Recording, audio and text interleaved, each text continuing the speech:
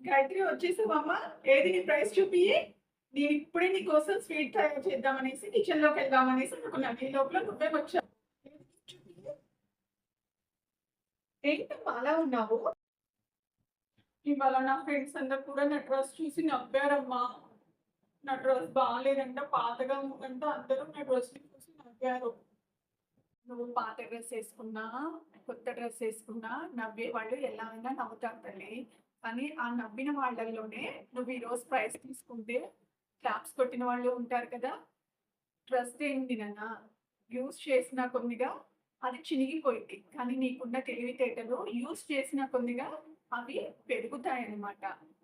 అందుకనే ఎవరో ఏదో అన్నారనేసి మనకి మనం తక్కువ చేసుకోవద్దు. మన స్తోమతకి తగ్గట్టు మనం ఉంటాం. ఓకేనా? సో, ఎప్పుడు కూడా నీకు నువ్వు చిన్నదానివి అనేసి ఫీల్ అవ్వకు. దేంట్లో అయినా సరే.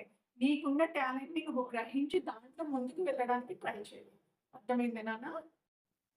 ఆ! ప్రైజ్ ఇచ్చారు. ఈసారి కూడా నేనే కాలేజ్ ఫస్ట్ వచ్చానమ్మా. ఇదిగో నా ప్రైజ్. ప్రైజ్ చూస్తుంటే ఎంత సంతోషంగా ఉంది తెలుసా? ఈ ప్రైజ్ చూడు, నువ్వు ఉన్నన్ని రోజులు నీతో ఉంటుంది. ట్రస్ట్ ఏముంది? కొన్ని రోజులు నీతో ఉంటుంది. తర్వాత నీ దగ్గర ఉండదు కదా! సో, ఈ ప్రైజ్ మాత్రం నువ్వు ఉన్నన్నాళ్ళు నీతో ఉంటుంది. ఓకేనా?